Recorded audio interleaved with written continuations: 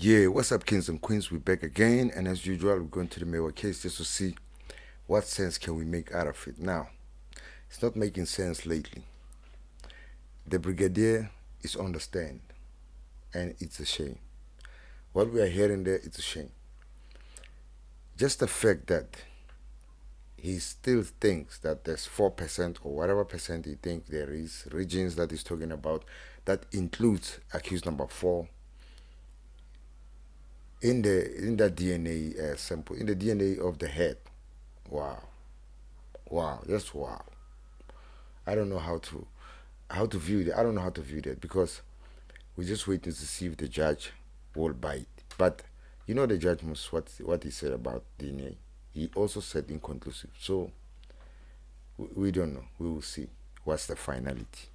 Now, guys, I know it's been a while. I know it's been a couple of weeks. I ain't been with you. I had some meter box problems, so I've been in the dark, just using, you know, BP gas and all that. So uh, I was not able to shoot anything. So, but I'm back. I was able to fix it. I had thought I was good because I did all the things that ESCOM has told us to do. But nah, after that shutdown, that date they announced that they're shutting down, I couldn't load any token. So eventually I met some of them guys that work there at ESCOM. Then they came through, gave me some new codes. I was able to recode my meter box, so I'm good. Now let's go to the trial. What happened today? I'm just going to go to straight to what happened today, just to give you my highlights. Probably in the morning I'll drop a video on just the strategy of Gininda as I observed during the last week when he was being cross-examined by Mr. Munisi and then Mr. Tumelo and then Ramuseperi. In fact, Ramuseperi, we did some vids on that. So I'm going to base it on Mr. Munisi and Mr. Tumelo. So before we do that, please like and subscribe. Hit that notification bell so that when we drop more content like this, you are in the loop. I know I haven't been posting, so the algorithm is going to reject my video for now, but I hope I get the usual views. Anyway, let's get into it. It is clear that Gininda has been meeting Zungu since 2019, and it's clear that he met already with the Mewa family and Mr. Hlhope back in 2016. Now, the funny thing is, even after meeting Zungu for the first time in 2019, nothing is documented.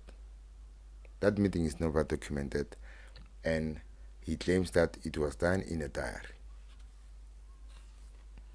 Now, when that diary is requested, he says he will bring it. But later on, Balui comes back with a kickback. He says no, that diary can be included based on this ruling.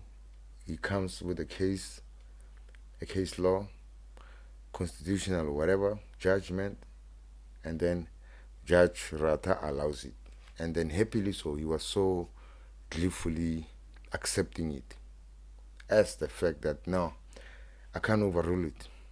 But you know what? What's funny about this whole situation is Absalom Zungu's statement, right? Isn't it hearsay? Doesn't it contain that triple and double hearsay that Balo is talking about? Zungu's father is talking about hearing the relatives of accused number 2 talking about this, blah, blah, blah, and all that. So, isn't that double hearsay? So, when Mshololo was questioning Gininda on the statement of Absalom Zungu, Baloy was just like that, Rata was just like that, based on that hearsay thing. Nothing was said about that. So, what's going on here? Is Absalom Zungu going to be called to come and testify? We'll see about that. Let me just check my. You see, this is the strategy with Brigadier Gininda.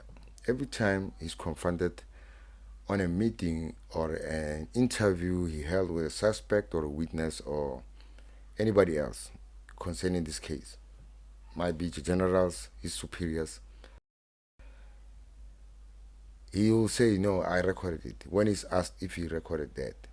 And then when he's asked to show the proof, supply us with the proof that he recorded that meeting, he will say it is in his diary. And then now this diary thing is being blocked because there's a certain ruling that says diaries can be disclosed. So why did he bring up the diary? You see, this diary things came up a long time ago, and it has been coming up. You remember when he was supposed to have met Ntanzi for the first time in Pretoria, and then he could ask him some questions. When he started this, when he said Ntanzi was started to making some like confessions, some admissions. When he was confronted with that, he said no in a diary. He recorded that meeting in a diary. Every time, even when he was arresting accused number 2, when he was talking to him, every time he was talking to Zungu, diary, but these things never come up. It is clear that we are never going to see that diary because Balui came up with that judgment. So that means that judgment is going to block that diary to be seen. So anything that he brings up now, talking about the diary, we won't buy it. There's no mention of intruders there. Now, the fact that Gininda says the only investigation that he did was to ask Tumelo if that assertion exists or if he had made those utterances. He said no, that he was satisfied as soon as Tumelo said he denies it, it never happened. He was satisfied. That was the investigation, it was done. So that's the best investigation you can do.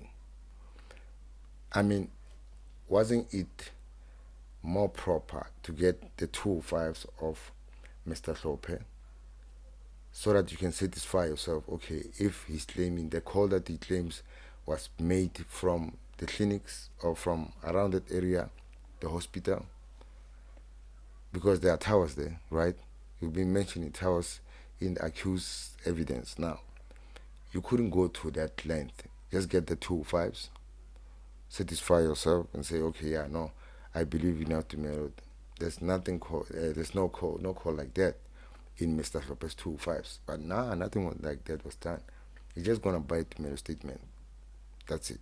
That's the investigation that was done. That's how it is. This is what's happening. Lousy work.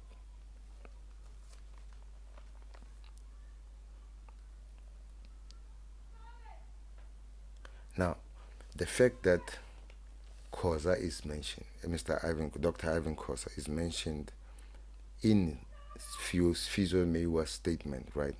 This statement is mentioning all the things that went down after the event, even the fact that Mr. Khoza told Sfiso Meyiwa certain things.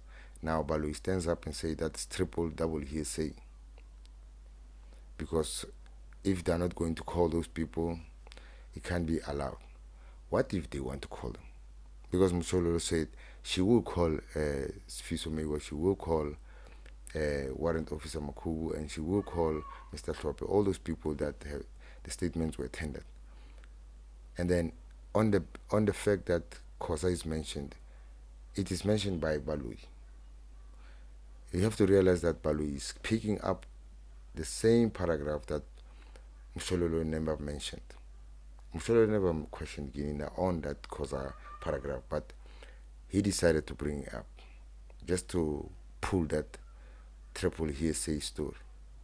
And Msololo even mentioned, said, no, this is not relevant to my cross-examination because I was basing my cross-examination on certain paragraphs that I have already placed on record. Now, Balui is going to pick up that one. Now, what is the problem to call that Ivan Khoza if Balui is not going to call him?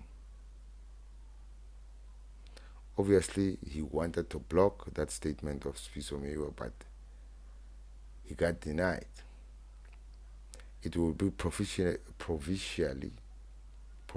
allowed, depending on the fact that Fisomewa will be called and Mr. Hlhope will be called to verify those claims.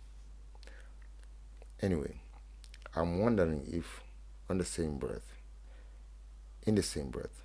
will Absalom Zungu be called to come and verify his claims? Will all those people that Gininda mentioned as hearsay, those who passed away, will they be called? We'll see how this triple double hearsay thing works at the end. Anyway, guys, let me not take too much of your time. I'll drop another video based on the strategy of Mr. Gininda as we go along, probably in the morning. Before we go, please like and subscribe, hit that notification bell so that when we drop more content like this, you are in the loop. It's been a while. Peace.